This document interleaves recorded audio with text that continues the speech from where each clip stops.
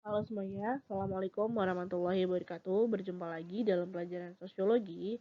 Hari ini kita akan melanjutkan penelitian sosial bagian kedua. Silahkan disimak dengan baik ya videonya. Kita akan melanjutkan pembahasan di video ini dari soal nomor 16. Pengumpulan data penelitian dapat dilakukan melalui beberapa cara. Salah satunya yang digunakan dalam penelitian kuantitatif adalah dengan menggunakan angket atau kuesioner. Kelebihan dari penggunaan metode tersebut adalah yang A, peneliti dapat memiliki dokumentasi pengambilan data untuk memperkuat fakta. Yang B, di sini yang ditanya adalah kelebihan dari kuesioner ya. B, peneliti dapat menghemat waktu karena angket dapat disebar secara serentak. Ini adalah keunggulan dari kuesioner. Karena peneliti tidak harus langsung berhadapan dengan responden. Karena orang ngisi kuesioner bisa di mana aja dan kapan aja tanpa langsung tatap muka. Jadi untuk soal nomor 16, jawabannya adalah yang B. Lanjut ke soal nomor 17, untuk memudahkan pengambilan sampel, Widuri memutuskan untuk mengambil beberapa perwakilan dari setiap kecamatan yang ada di kota Surakarta yang terdiri atas 5 kecamatan. Hal ini dilakukan agar data yang diambil dapat mewakili keseluruhan warga Surakarta. Pengambilan sampel dengan cara tersebut adalah di sini adalah kecamatan. Di sini di setiap kecamatan, berarti ini adalah area. Jadi jawabannya adalah yang A, area sampling. Lanjut ke soal nomor 18, keberhasilan penelitian dapat dicapai apabila keseluruhan rangkaian kegiatan penelitian dapat diselesaikan peneliti. Untuk melakukan hal tersebut, peneliti harus dapat menentukan topik yang tepat agar seluruh rangkaian penelitian dapat diselesaikan.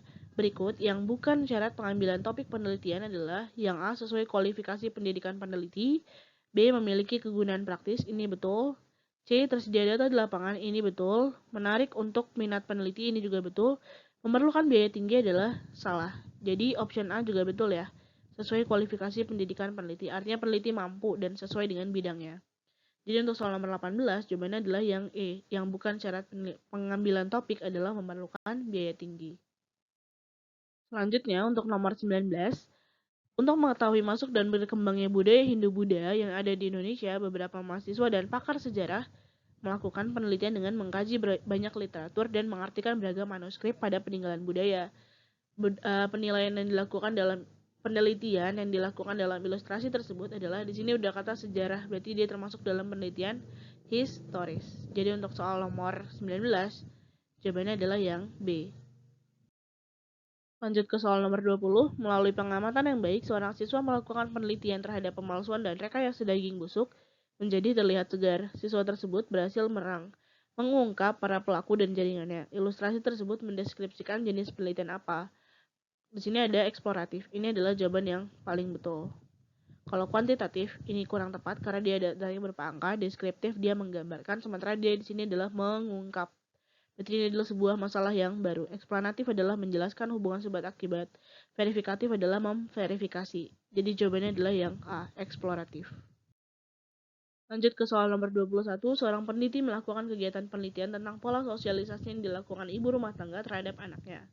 Pengumpulan data menggunakan teknik wawancara hingga dapat hasil berupa narasi terkait masalah yang sedang diteliti. Uraian tersebut menjelaskan bahwa peneliti melakukan penelitian jenis apa. Di sini adalah yang jelas adalah kualitatif. Kenapa? Karena di sini ada kata wawancara dan dia mendapatkan hasil berupa narasi. Jadi jawabannya adalah yang B, kualitatif. Lanjut ke soal nomor 22, apabila akan meneliti upacara adat pembakaran mayat di Bali, kita ikut dalam prosesi upacara adat tersebut dengan berada di masyarakat, sehingga data yang diperoleh lebih akurat. Hal ini menunjukkan teknik penelitian yang disebut apa? Di sini jawabannya adalah pasti observasi. Tapi pilihannya dia observasi biasa atau observasi partisipatoris. Karena di sini dia bilang ikut dalam prosesi upacara, maka jawabannya adalah observasi partisipatoris. Karena dia berpartisipasi dalam sebuah kegiatan yang dilakukan oleh responden. Jadi jawabannya adalah yang E. Soal nomor 23, perhatikan pernyataan berikut. Karakteristik penelitian kualitatif ditunjukkan oleh nomor berapa? Analisis data menggunakan data statistik, ini adalah salah, ini adalah kuantitatif.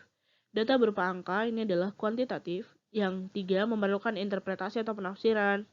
Harus sesuai dengan konteks sosial. Dan 5, generalisasi bukan tujuan utama dilakukan penelitian.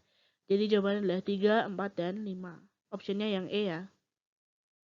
Perhatikan soal nomor 24. Setelah melakukan pengumpulan data kuesioner tentang siswa yang merokok di sebuah SMA, Tavana kemudian memeriksa data yang diperoleh. Tavana menghitung kembali data yang diperoleh Dia juga mengecek kelengkapan yang diberikan responden. Tahapan pengolahan data yang dilakukan Tavana adalah, di sini jawabannya adalah editing, karena dia sedang mengedit data. Mengedit ini maksudnya adalah mengecek kelengkapan data yang ada. Jadi untuk soal nomor 24, jawabannya adalah yang editing. Yang A, editing. Lanjut ke soal nomor 25, seorang peneliti akan melakukan pengumpulan data dalam sebuah penelitian. Ia mendapati bahwa responden yang akan diteliti ternyata tingkat pendidikannya masih sangat rendah. Sebaiknya teknik yang digunakan peneliti adalah, di sini dia bilang respondennya pendidikannya masih rendah. Jadi kalau misalnya ada kuesioner dan dokumentasi, di sini kuesioner yang bikin salah. Karena pendidikannya rendah belum tentu bisa baca. Wawancara dan observasi ini adalah jawaban yang paling mungkin. Karena wawancara pertanyaannya ditanyain, dan observasi dia hanya melakukan pengamatan. Di sini ada kata kuesioner untuk option C, yang D ada tes, dan yang E ada tes. Ini yang bikin salah ya. Jadi untuk soal nomor 25, jawabannya adalah yang B, wawancara dan observasi. Kita lanjut ke soal nomor 26, perhatikan pernyataan berikut. Syarat penentuan topik penelitian ditunjukkan oleh yang satu menarik bagi peneliti ini adalah betul, merupakan permasalahan kontroversial, ini kayak kurang tepat. Yang 3, bermanfaat bagi pengembangan ilmu. 4, berada di sekitar peneliti, ini betul. 5, tidak memiliki sumber acuan, di sini adalah salah. Jadi pilihan antara ada 1 dan 4. Jadi ada yang 1 dan 4, hanya option B, yaitu jawabannya yang B, 1, 3, dan 4. Perhatikan soal nomor 27. Untuk mendapatkan data dalam penelitian, peneliti dapat menggunakan beberapa cara, seperti menyebar angket, melakukan tes, pengamatan, dan juga wawancara. Jika seorang peneliti ingin mendapatkan data dilakukan dengan wawancara, dapat dilakukan secara terarah. Teknik tersebut dilakukan berdasarkan pertimbangannya atas kelebihannya, yaitu di sini berarti yang ditanyain adalah kelebihan wawancara ya. Kelebihan wawancara di sini yang A dapat dilakukan secara cepat, di sini salah. B, peneliti harus bertemu langsung, ini salah. C, waktu wawancara harus menunggu kelonggaran narasumber, sini juga salah.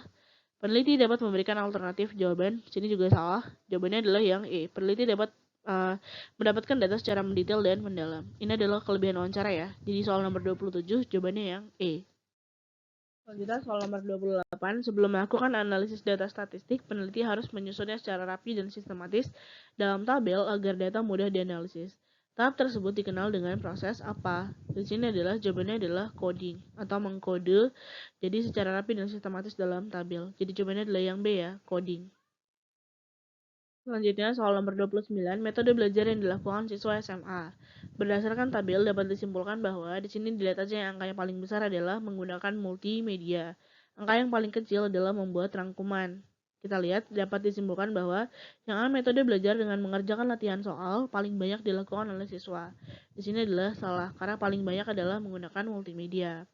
Siswa lebih suka menggunakan latihan daripada multimedia, di sini salah. Yang C, metode belajar dengan membuat rangkuman baik disukai juga salah karena dia paling sedikit. D, siswa lebih suka membuat rangkuman, di sini salah. Jawaban yang betul adalah yang E. Sebagian besar siswa SMA belajar dengan cara menggunakan multimedia. Jadi untuk soal nomor 29, jawabannya adalah yang E. Selanjutnya soal terakhir pada video ini, di soal nomor 30, penulisan berbagai macam hal yang melandasi dan menggugah seseorang untuk melakukan suatu penelitian terletak pada bagian apa. Di sini berarti yang bikin kamu tertarik untuk melakukan penelitian, alasan kamu, kenapa kamu tertarik, dan segala macam dituangkan pada bagian latar belakang masalah. Jadi untuk soal nomor 30, jawabannya adalah yang A. Sekian untuk video kali ini, kita akan lanjutkan di penelitian sosial bagian ketiga. Silahkan disimak dengan baik ya nanti di video yang ketiga. Terima kasih untuk atensinya pada video ini. Semoga apa yang disampaikan bisa bermanfaat. Assalamualaikum warahmatullahi wabarakatuh.